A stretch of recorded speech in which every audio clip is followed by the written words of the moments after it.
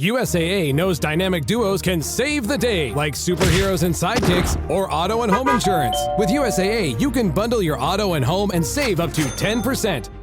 Learn more and get a quote at usaa.com/bundle. Restrictions apply.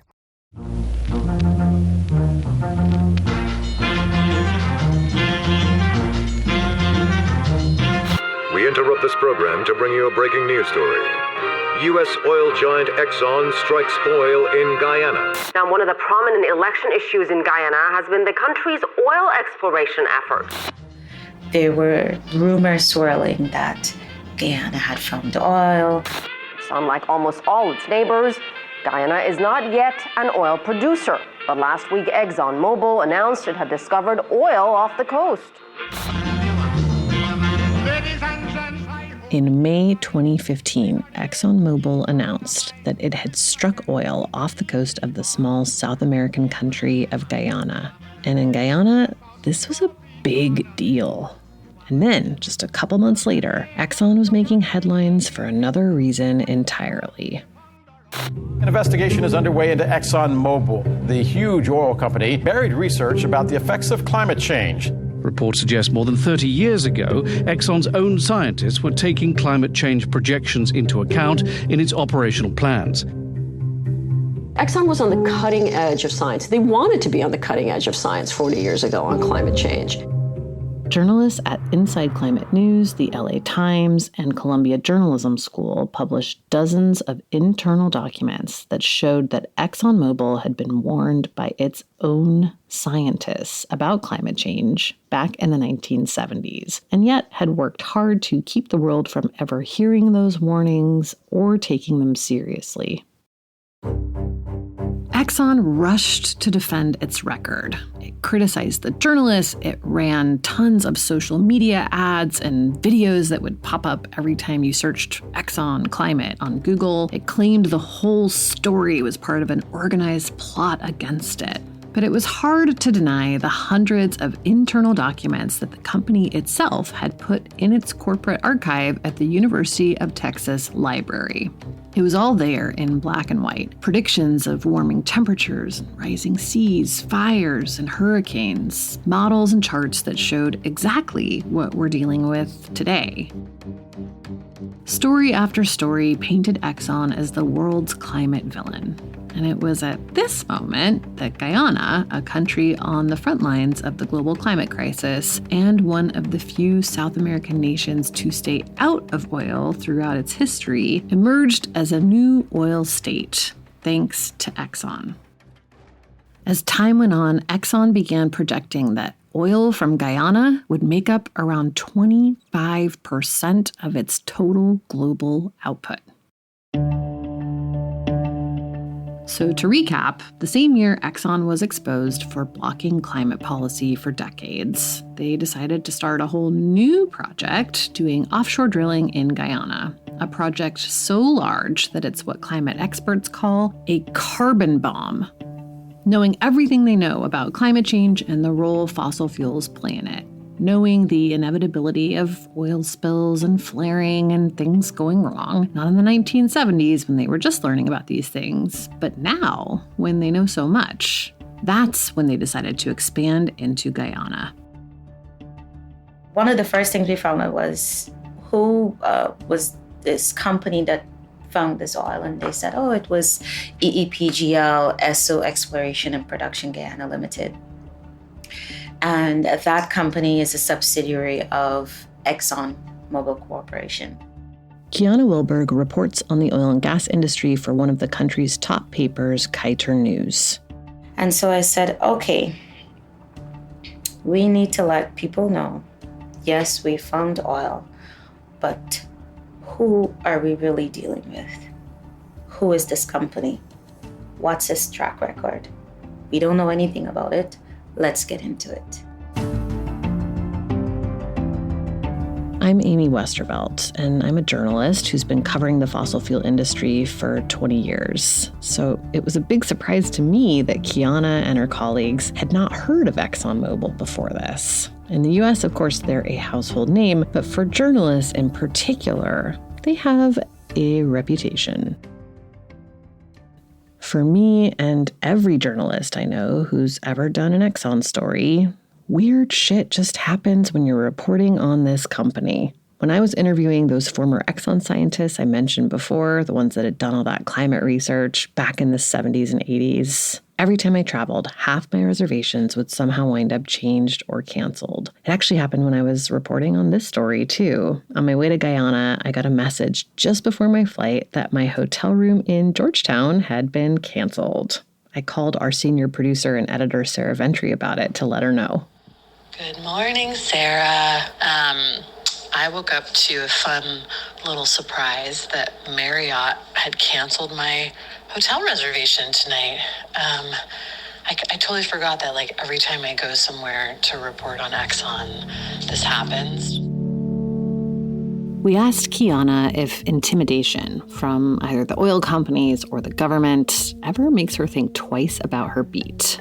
Absolutely. Absolutely. I remember watching this documentary about how citizens of Papua New Guinea died when they were pushing for an oil and gas project in a particular area. People who were protesting against it started disappearing. But I am very, very much aware of the dangers of reporting on the oil and gas sector. Those dangers have only increased in the few years since Guyana became an oil country. For decades now, the fossil fuel industry's story has been that oil equals development and prosperity, equality, stability, a better quality of life. As the world's fossil fuel companies race to tap the last of the planet's oil reserves, we have a chance to examine that promise up close, in real time. This season, life and death in the world's fastest growing economy. The purpose of an oil company is to make money. They have no other purpose. If you have abundant natural resources and you could use those natural resources in a very responsible manner to help lift your people out of poverty, that's what I support. It's really extraordinary, the leverage that the industry has over the country, and it's inexplicable. The number of attacks we have received from members of the government, it shows that the government is not ready to accommodate persons who are willing to speak out. 1.2 billion gallons of sewage in our pristine ocean. So we'll be getting roughly a gallon of shit for every barrel of oil they take out. And that's the deal in a nutshell. I thought it was hard to report on the CIA, and I came to understand that Exxon was far more difficult and a little bit scarier even. Welcome to Light, Sweet, Crude, a special crossover season of Drilled and Damages. Stay with us. The Abercrombie Kids Summer Sale is in full swing, with up to 50% off select styles for the season. Summer plans, vacation, and camp days are all covered, with new dresses, shorts, tees, and swim. Abercrombie Kids has the summer staples they need and the looks that they want to wear. Shop in-store, online, or in the app. Offer applies to select styles as indicated. Discount applied at checkout online. Here at the Almond Joy Factory, where tropical vibes abound, we use soft, fresh-tasting coconut. The crunchiest almonds and delicious chocolate candy. Ah, but do you know what our most important ingredient is? Sometimes you feel like a nut. Sometimes you don't.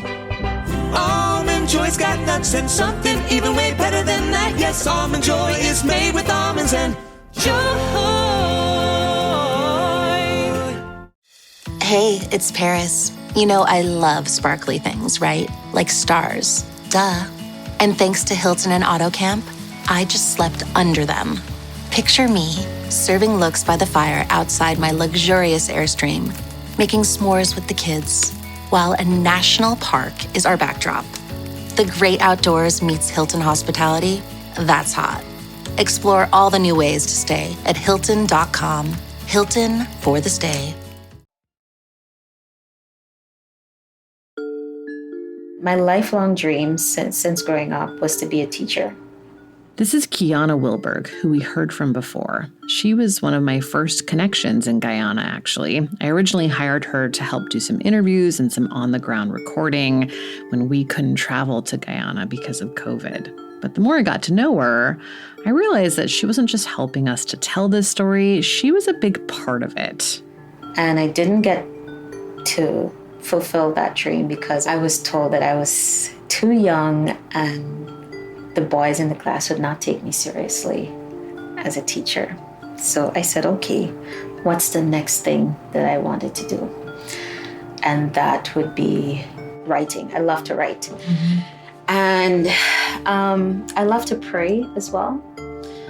So I remember praying and I said, God, if you channel me in a direction to get a job that allows me to do what I love, that allows me to write, I'm going to give 1,000% of myself every single day. The next day, I got this job. This job was working as a reporter at one of the country's largest newspapers, Kaiter News. She was young, 19, maybe 20, and she had no idea what to expect. She stayed up all night before her first day, studying the paper and its writers. So I had a little notebook and I wrote down all of the topics that they paid attention to in health, in crime, in education, because I wasn't sure where they would put me or what they would ask me. She even picked out the perfect first day of work outfit, just like you used to do the night before your first day of school. I remember having this black jacket with gold buttons and matching green inner top and a black pants with green shoes. And when I got to work, I thought that I looked so good. But it turned into one of her first lessons about navigating Guyana's fraught political landscape as a journalist. I got to work the first day and I was reprimanded for it because green and black are party colors. It's the two colors of one of the major political parties in the country. If you go out there as a reporter, they automatically ask you, oh, are you a representative for this party? That's a big deal in Guyana, where politics are tense and racialized. You have predominantly blacks and you have predominantly Indians. And there are parties that represent those interests. Mm-hmm. Leading up to elections, you will see both sides reminding of things that happened 5 years ago, 10 years ago, 50 years ago. You will hear them beating these racist drums every single time it's leading up to elections.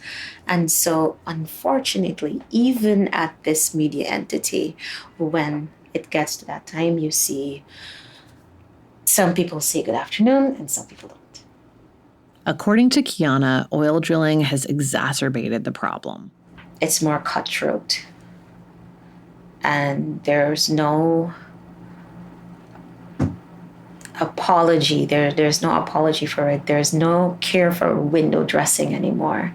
It's going to be vile. It's going to be disrespectful. It's oil is just making this the politics. It's getting toxic. It's reaching an extremely toxic level. That's pretty concerning in a country with a history of political battles turning violent. The fact that politics are turning ugly in the wake of oil doesn't exactly bode well for stability in Guyana. Americans are, of course, no strangers to divisive, toxic, racialized, or even violent politics either. But to give you just one example of just how bad it's starting to get in Guyana, Kiana told us about a fight over one piece of oil-related legislation that actually ended up in a wrestling match. Seriously, some politicians ended up rolling around on the floor of the National Assembly. And sir, we are witnessing now unprecedented vulgarity in the National Assembly of Guyana.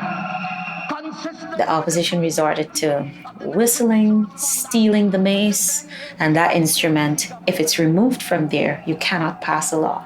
Oh, wow. So the opposition tried to steal the mace so that they can pass it.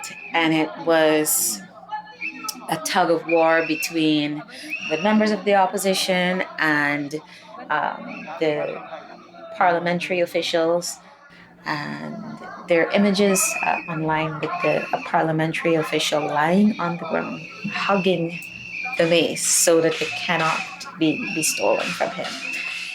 That sort of thing has been happening more and more in the past couple of years as Exxon started actually producing barrels of oil. Suddenly, the potential for oil profits has become real money in government accounts. Roads are being built. Government programs are being announced. Guyana's capital, Georgetown, it's an oil boomtown now that caters to foreigners in the oil business. There are high-rise hotels springing up all over the place. It's impossible to get a reservation at the most popular restaurant in town. Old colonial homes near the waterfront have been torn down and replaced by modern apartment buildings or condos where oil execs from Houston rotate in and out. Competition for power and wealth has intensified, turning up the heat on long simmering political, ethnic, and class resentments. When that first announcement was made in 2015, it was just the earliest hint of what was to come. Exxon had figured out that there was oil off Guyana's coast, but it needed to understand exactly how much and how accessible it was. Once that was determined, it had to commission unusually large and complex offshore rigs to get at the oil. These were not your standard offshore platforms. Exxon needed to be able not only to drill in extremely deep water, but also to store large quantities of oil at sea and ship barrels directly from the middle of the ocean. It takes at least 2 years to build these things. They're called floating production, storage, and offloading vessels, or as we heard a lot of people call them, FPSOs. They cost up to $3 billion each, and they can take up to a year just to install and get going. So it makes sense that while Exxon announced that it had discovered oil in Guyana in 2015, it didn't actually produce its first barrel there until 2019. When that happened, the country's president at the time, David Granger, was so thrilled he declared the day a national holiday. Guyanese, I shall issue a proclamation declaring the 20th of December as National Petroleum Day. In those 4 years from the discovery of oil to the production of it, Kiana Wilburg set herself the task of learning everything she possibly could about the industry and about the company that Guyana was partnering with. I distinctly remember I said, okay, you know what? I don't know anything about oil and gas. My editor-in-chief at the time, Adam Harris, said, you know, I have a book somewhere at home about Exxon. The book was one of the all-time masterpieces ever written about Exxon, Private Empire. I'm Steve Call, and I am the author of Private Empire, ExxonMobil and American Power. Steve Call is also an investigative journalist for The New Yorker. I thought it was hard to report on the CIA, and I came to understand that Exxon was far more difficult and a little bit scarier even. I joked with my colleagues that, you know, if I disappeared, like if some van pulled up beside me on the street and I was bundled away and they never saw me again, that it wouldn't be Al-Qaeda, which I had reported on. It wouldn't be the CIA, which I had reported on. It'd probably be Exxon. They have that way of creeping people out of intimidation, actually. And it's a strategy, and they're very practiced at it and effective at it. They have a lot of power and resources with which to intimidate people. Kiana photocopied Call's book for her colleagues. Reading it, she could tell she was signing up for a big challenge.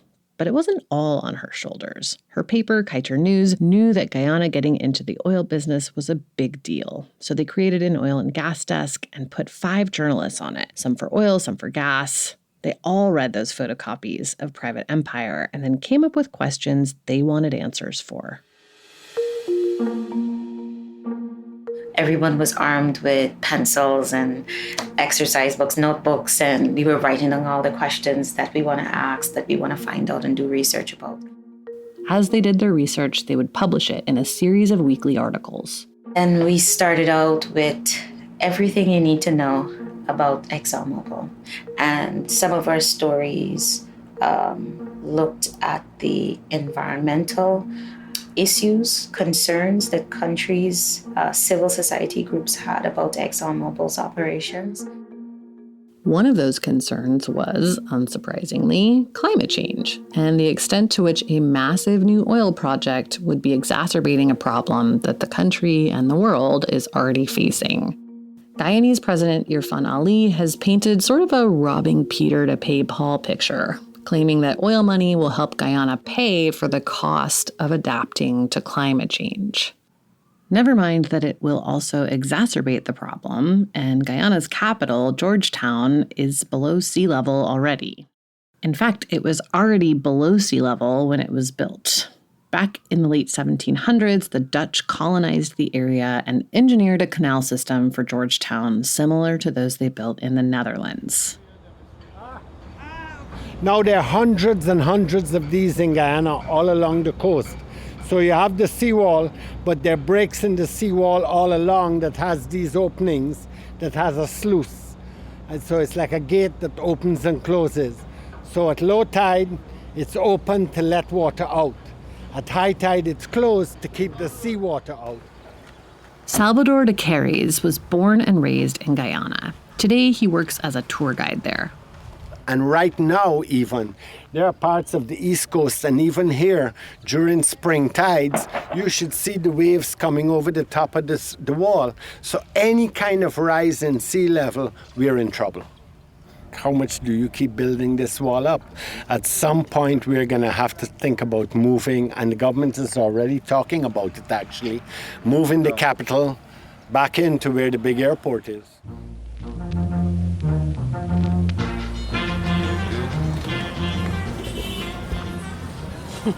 I was walking around with this yesterday, and someone was like, "Man, why are you walking around with that brush?"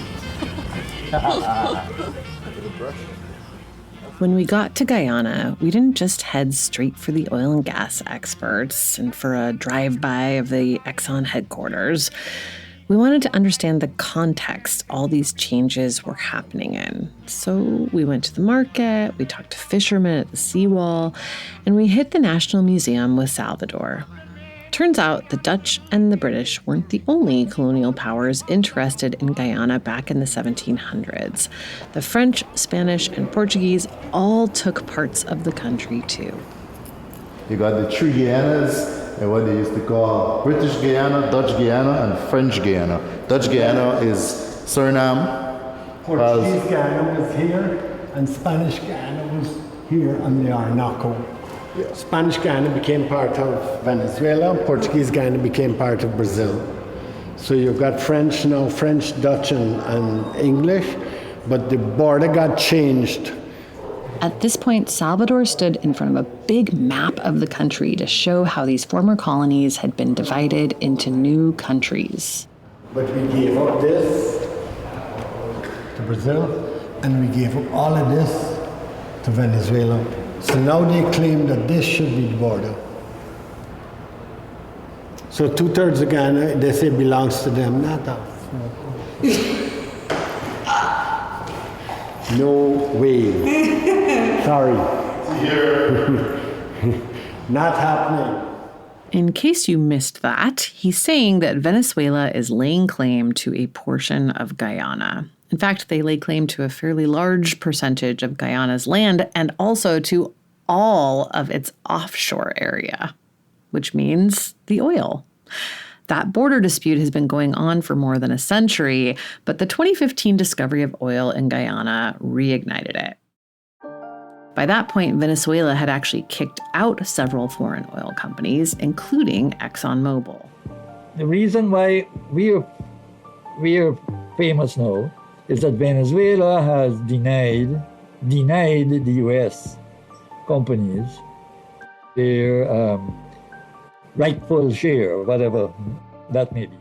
This is Alfred Boulay, an engineer and energy expert in Guyana, who says there have been various research projects around oil in the country for decades.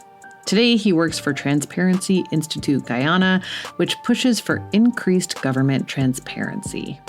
So I knew there was oil being drilled, and certain knowledgeable people knew that. Particularly Mr. Burnham in the 1970s, the former president.